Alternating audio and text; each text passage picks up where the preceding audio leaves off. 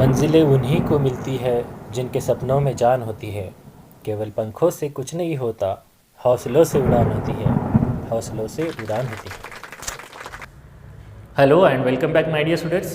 We are learning geography of class 9 standard and in this video lecture we will learn about very short answer type questions from the chapter. इस chapter के आधार पर जो भी important very short answer type questions है इसको हम इस video में लेने वाले हैं और इसको आपको है ना एग्ज़ाम की प्रिपरेशन के लिए बहुत ज़्यादा इम्पोर्टेंट मदद भी होने वाली है। तो वीडियो को लास्ट तक देख लेना और इसके जो सवाल है उसको आपको सुनने से ही उसकी प्रिपरेशन हो जाएगी। तो इसको एक दो बार सुन लीजिए तो आपकी लर्निंग भी प्रॉपरली हो जाएगी।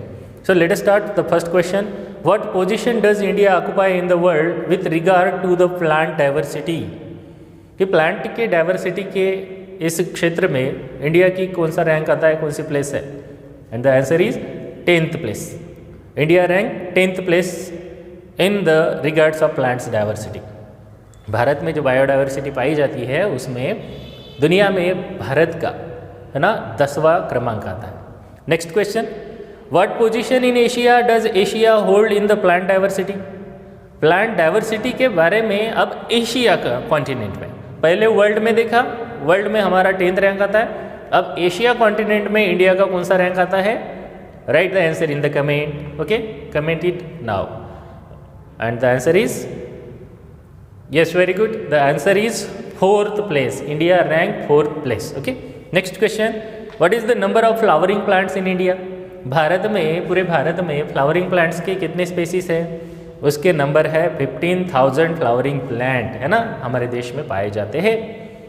Next question, what percent of the flowering plant does India contribute to the world's total? कि भाई पूरे दुनिया में जितने भी फ्लावरिंग प्लांट्स के नंबर्स होंगे उससे कितने नंबर्स के फ्लावरिंग प्लांट्स या फिर उसके स्पेसीज हमारे देश में पाए जाते हैं परसेंटेज में? 6%. How many? 6% of the flowering plants find in our country. Next question, what is natural vegetation? Natural vegetation क्या है? Natural vegetation refers to the plants which have grown naturally without human aid and have been left undistributed by humans for a long time. Natural vegetation जो naturally grow होते हैं इंसान के interference के बिना, है ना, तो ऐसे जो भी वेजिटेशंस हैं जिसको हम कहते हैं natural vegetation. Okay, give another name for the natural vegetation. इसको वर्जिन वेजिटेशन भी कहा जाता है। दूसरा नाम है इसका virgin vegetation. Why are cultivated crops, fruits and vegetables not consider as the natural vegetation? देखो, ये जो क्रॉप्स हम कल्टिवेट करते हैं उसके बाद जो फ्रूट्स और वेजिटेबल इसको हम कल्टिवेट करते हैं इसको नेचुरल वेजिटेशन क्यों नहीं कहा जाता? And the reason is because they are grown with the help of man. Natural vegetation जिसको वर्जिन वेजिटेशन कहा जाता है वो ह्यूमन इंटरफेरेंस के बिना नेचुरली, जैसे कि जंगल अपने आप उग जाते हैं, पेड़ अपने आप उग जाते हैं, बड़े हो जाते हैं, इंसान को उसको सपोर्ट करने की ज़रूरत नहीं है, तो इसको नेचुरल वेजिटेशन कहेंगे। लेकिन कोई वेजिटेबल, फ्रूट या फिर ये जो चीज़ें हैं मैंने अभी आपको बताई है ना, कुछ क्रॉप्स है, ये हमारे इंटरफेरेंस के बिना कल्टीवेट हो सकती है क्या? कैसे कभी ऐसा हुआ है क्या कि खेत में आप सिंपली खड़े रह गए ऐसे और चलो है ना अनाज उग जाओ, ऐसे कहेंगे हम? तो कहेंगे है ना, ये तो बच्चों के जो फेरी टेल्स में हो जाता है, जैसे कि एक आधी फेरी आती है और फिर मैजिकली सब कल्टीवेट हो जाता है। नहीं, क्रॉप्स, वेजिटेबल, फ्रूट्स को इंसान को कल्टीवेट करना पड़ता है। अब इंसान का ह्यूमन इंटरफेरेंस हो रहा है, so that is not the natural vegetation, इसलिए उसको नहीं कहा जाता। Next, what is the difference between flora and fauna?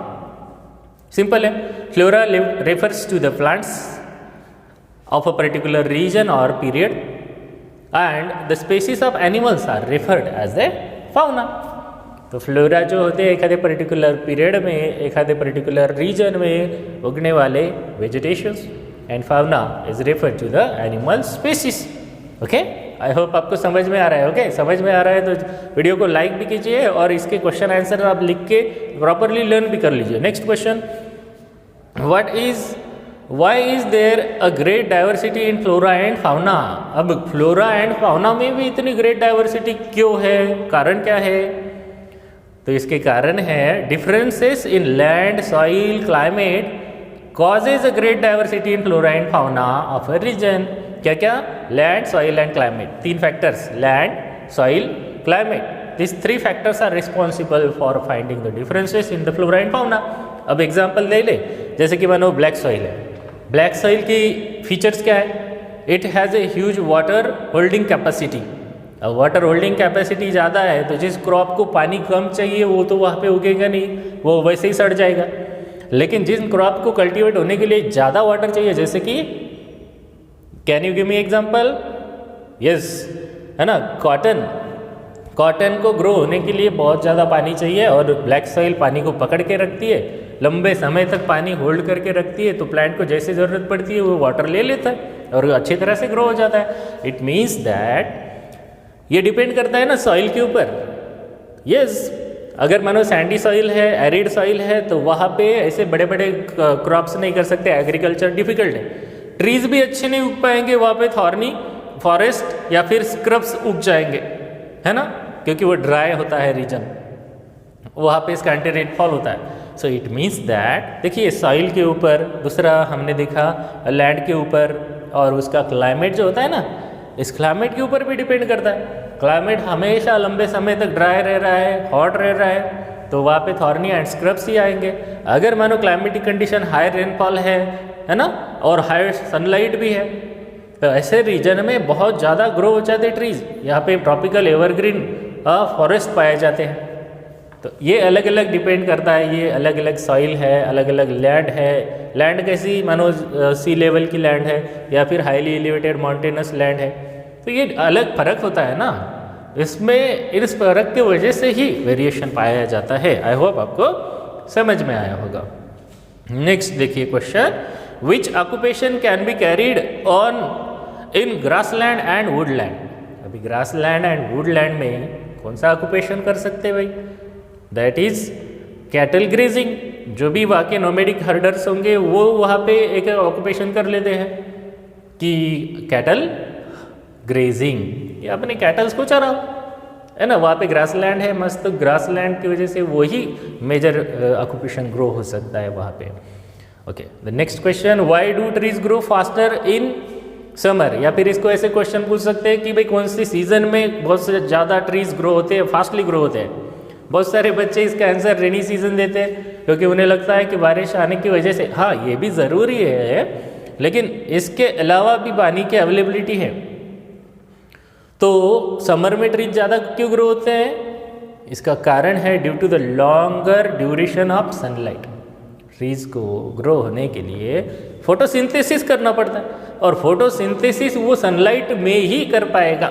Sunlight कम है, फोटोसिंथेसिस अच्छा नहीं होगा। जितना भी ना उन्होंने अपने ग्लूकोज बना ली, उनका फूड बना लिया, बस उतना ही सर्वाइव कर लेंगे, उतने ही ग्रो हो जाएंगे। जितना ज़्यादा सनलाइट उतने फास्टली ट्रीज ग्रो हो जाएंगे। तो समर सीजन में ही ट्रीज बहुत ज़्यादा ग्रो होते हैं। ओके माय डियर स्टूडेंट्स, मैं नहीं चाहता कि आज का भी वीडियो बहुत ज़्यादा लंबा हो, तो इसीलिए मैंने इतने क्वेश्चंस को इसमें ले लिया है। सो अगर आपको और क्वेश्चंस इसके बारे में चाहिए तो हम उसको भी डिस्कस कर लेंगे।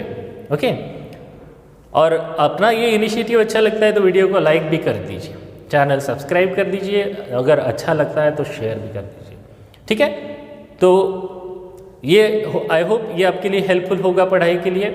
इसको रिवाइज करिए, लर्न कीजिए, और आज के लिए बस हम, है ना, इतने ही टॉपिक को इसमें डिस्कस कर लेंगे। रिमेनिंग जो भी क्वेश्चंस है वो हम नेक्स्ट वीडियो में ले लेंगे। For today this much only. Okay, thank you and have a nice day, bye.